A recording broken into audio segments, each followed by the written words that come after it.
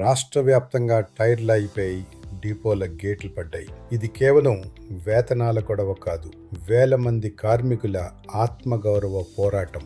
రోడ్లన్నీ బోసిపోయి రవాణా వ్యవస్థలో ఒక పెద్ద అలర్ట్ నెలకొంది. బస్టాండ్లలో పసిపిల్లలతో తల్లులు, ఆసుపత్రికి వెళ్లాల్సిన వృద్ధులు అల్లాడిపోతున్నారు. ఇదే మన గ్రౌండ్ రియాలిటీ. ప్రైవేట్ వాహనాలు సామాన్యుడి జేబుకు చిల్లు పెడుతున్నాయి. ఒక ఊరి నుంచి మరో ఊరికి వెళ్లడం ఇప్పుడు ఒక యుద్ధంలా మారింది. మా ఇన్వెస్టిగేషన్లో తేలింది ఏంటంటే, ప్రభుత్వం ప్రత్యామ్నాయంగా తెచ్చిన డ్రైవర్లకు సరైన అనుభవం లేదు. స్టీరింగ్ పట్టుకోవటమే రాని వారు రోడ్లపైకి వస్తున్నారు. ఇది ప్రయాణికుల ప్రాణాలతో ఆడుకోవటమే అని సోర్సెస్ హెచ్చరిస్తున్నాయి. ఈ సమస్య వెనుక ఒక రాజకీయ నెట్వర్క్ నడుస్తోంది. అటు కార్మిక సంఘాల పట్టుదల, ఇటు ప్రభుత్వ మొండితనం. చర్చల టేబుల్ మీద ఫైళ్లు కదులుతున్నాయి, కానీ జనం కష్టాలు మాత్రం ఎక్కడివక్కడే ఉన్నాయి. మన దగ్గరున్న డిజిటల్ ప్రూఫ్ చూస్తే కిలోమీటర్ల కొద్దీ ప్రైవేట్ ఆటోల క్యూ కనిపిస్తోంది.